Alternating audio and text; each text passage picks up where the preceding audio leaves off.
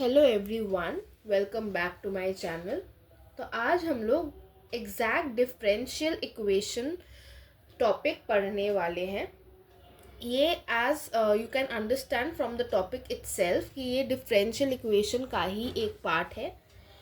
तो मैंने already variable separation method पढ़ा दिया है, वो मेरे चैनल पे ऑलरेडी अपलोडेड है। अगर आप लोगों ने वो वीडियो नहीं देखा है तो आप लोग वो वीडियो देख सकते हो, ठीक है।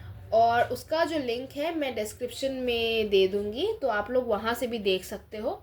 और जो लोग मेरे चैनल पे नए व्यूअर्स हैं उन लोगों को मैं रिक्वेस्ट करूँगी कि वो लोग प्लीज़ मेरे चैनल को सब्सक्राइब कर दें, ठीक है।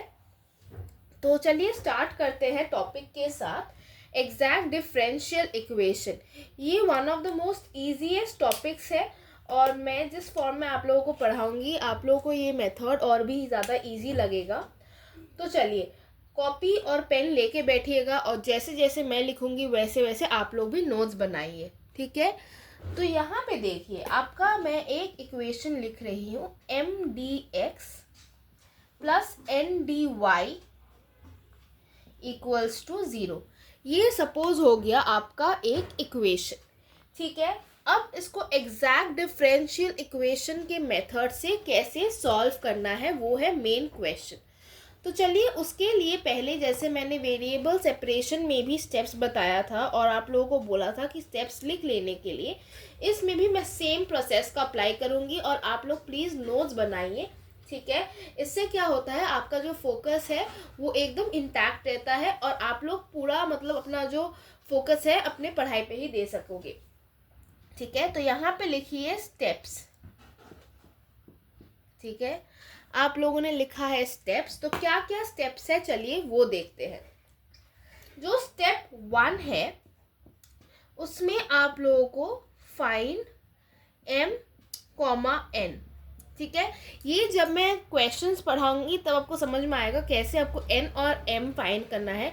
जो पार्ट dx के साथ रहेगा वो हो जाएगा आपका m, और जो आपका dy के साथ रहेगा वो हो जाएगा n। उसके बाद देखिए second step, check delta m by delta y is equal to del n by del x, ठीक है। अगर ये कंडीशन सेटिस्फाई हो जाता है तो it is exact differential equation. Exact differential equation, मैं डिफरेंशियल इक्वेशन को DE के फॉर्म में लिख रही हूँ। उसके बाद देखिए स्टेप 3, ठीक है। Evaluate integration of m dx plus integration of n dy equals to c, where y इसके रिस्पेक्ट में आपको y कांस्टेंट लेना है और इसके रिस्पेक्ट में आपको x कांस्टेंट लेना है, ठीक है। तो देखिए, तो इसके बाद देखते हैं क्या करना है।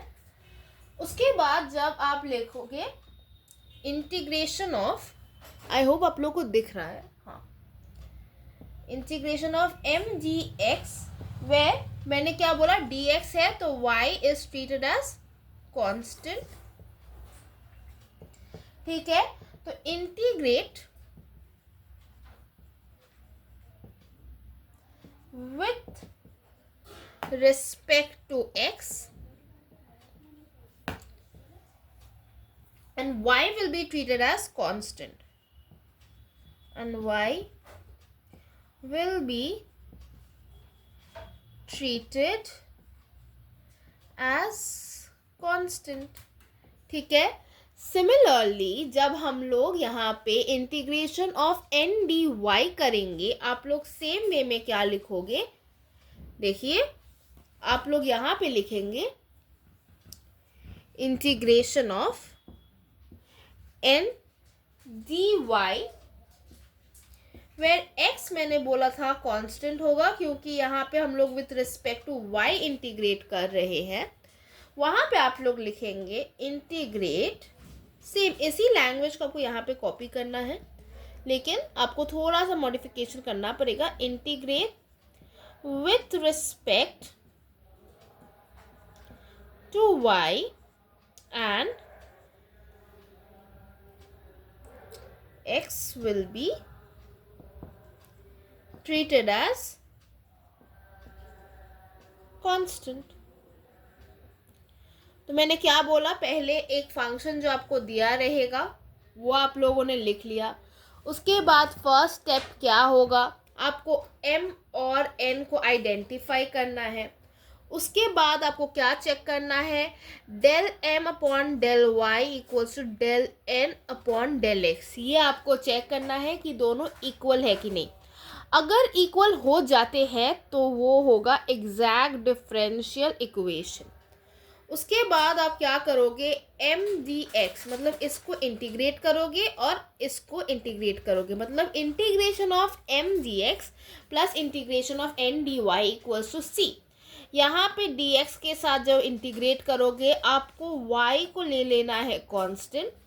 जब डी वाई के साथ इंटीग्रेट करोगे तब आपको ले लेना है x एज कांस्टेंट। ठीक है, इसी चीज़ को मैंने यहाँ पे वर्ड्स में लिखा है। ठीक है, तो आई होप आप लोगों को समझ में आया है। इतना दूर तक बात तो क्लियर होना चाहिए। अगर आप लोगों ने नोट नहीं किया है तो वीडियो को पॉज करके अभी के अभी नोट कर लीजिए, कॉपी पेन लाइए, नोट कीजिए, क्योंकि अगर आप नोट नहीं करोगे आपको कुछ नहीं समझ में आएगा। ठीक है, तो उसके चलिए, आई होप आप लोगों ने नोट कर लिया है। मैं एक क्वेश्चन के फॉर्म में इसको आपको समझाती हूँ कि क्या होता है। ठीक है, तो मैं इसको रब कर दे रही हूँ। ठीक है, देखिए क्वेश्चन जो आता है वो बहुत ही ज़्यादा इजी होता है, बस आपको प्रोसेस पता होना चाहिए। अगर आपको प्रोसेस पता है तो आपको क्वेश्चन आराम से हो जाएंगे आपसे। देखिए क्वेश्चन यहाँ पे लिखते हैं। ठीक है, e to the power y plus 1 cos x dx plus e to the power y sin x dy equals to 0। ये है हम लोगों का क्वेश्चन। ठीक है, तो इसको कैसे हम लोग सॉल्व करेंगे। फर्स्ट स्टेप क्या था, m और n को आइडेंटिफाई करना। m क्या था, जो फंक्शन जो पार्ट dx के साथ रहता है वो था m। तो यहाँ पे m क्या हो जाएगा, m हो जाएगा e to the power y plus 1 into cos x। मतलब इस dx को छोड़ के उसके पहले जो भी लिखा है वो पूरा का पूरा m हो जाएगा। उसके बाद देखिए n क्या होगा, सेम वे में जो dy के साथ लिखा होता है वो हो जाता है आपका n। तो यहाँ पे हो जाएगा e to the power y sine x। ठीक है, हो गया। उसके बाद क्या था, आपको स्टेप 2 में चेक करना था del m upon del y is equal to del n upon del x। ये आपको चेक करना था, राइट। तो हम लोग वही वाला पार्ट करेंगे। तो उसके लिए क्या करना है, पहले हम लोग del m upon del y calculate करेंगे। Del upon del y to the power y plus 1 into cos x। ठीक है, तो यहाँ पे हम लोग पहला जो काम करेंगे वो होगा, हम लोग इस कॉस x को दोनों पार्ट के साथ मल्टीप्लाई करेंगे। Del upon del y e to the power y cos x plus del upon del y cos x। 1 into cos X is cos X. अब देखिए, क्योंकि यहाँ पे y के थ्रू रिस्पेक्ट में डिफ्रेंशिएट कर रहे हैं तो x will be treated as a constant, तो cos x will also be a constant. तो cos x कांस्टेंट बाहर आ जाएगा, del upon del y of e to the power y plus constant का डिफ्रेंशिएशन है 0। तो यहाँ पे देखिए e to the power y का डिफ्रेंशिएशन क्या होता है, e to the power y, बाहर जो कांस्टेंट लिखा है वो कांस्टेंट लिख दिया। ठीक है, ये आ गया del m upon del y। Same way में हम लोग जो निकालेंगे वो होगा del N upon del X, ठीक है। क्या आएगा देखिए, del upon del X of E to the power Y sine X. X के रिस्पेक्ट में डिफ्रेंशिएट हो रहा है तो Y will be treated as a constant, मतलब E to the power Y will also be a constant, sorry, del upon del X. Sine X का differentiation होता है cos X E to the power Y cos X. अब आप लोग एक चीज notice कीजिए, यहाँ पे देखिए del M upon del Y is equals to e to the power y cos x, del n upon del x is also equals to e to the power y cos x, मतलब ये condition satisfy हो जाता है। तो हम लोग यहाँ पे क्या लिखेंगे, del m upon del y is equals to del n upon del x। इसको हम लोग करेंगे बॉक्स में बंद और लिखेंगे इट इज एग्जैक्ट डिफरेंशियल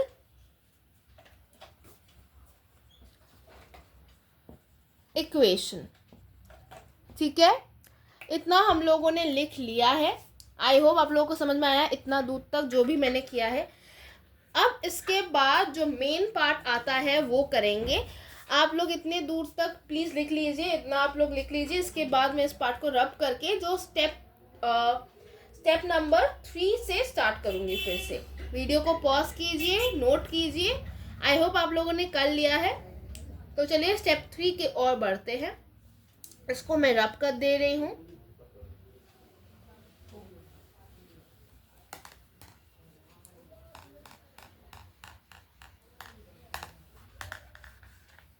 ठीक है, देखिए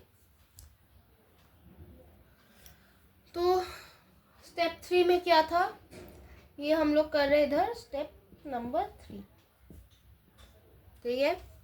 integration of M D X, integration of M D X plus integration of N D Y equals to C. इस वाले पार्ट को हम लोग लिखते हैं कंप्लीट सॉल्यूशन। इसको हम लोग क्या लिखते हैं,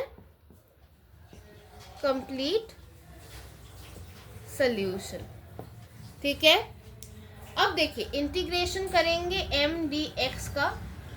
एम हम लोगों का क्या था, साइड में लिख लेते हैं। एम हम लोगों को था E to the power Y plus 1 cos X और n था e to the power y sin x। अब integration of m dx, m क्या है, e to the power y plus 1 into cos X. Same way में e to the power y cos x, sorry यहाँ पे dx भी लिखना है, to the power y cos x dx plus integration of cos x dx, ठीक है। अब देखिए जब dx के रिस्पेक्ट में हम लोग इंटीग्रेट करते हैं तो y कांस्टेंट हो जाता है, तो e to the power y भी कांस्टेंट हो गया। Integration of cos x dx। Same way में cos x का जो इंटीग्रेशन होता है वो होता है माइनस साइन x, ठीक है, माइनस साइन x होता है, ठीक है।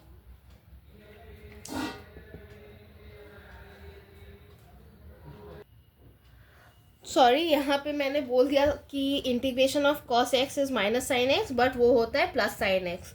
वो स्लिप ऑफ टंग हो गया था मेरा।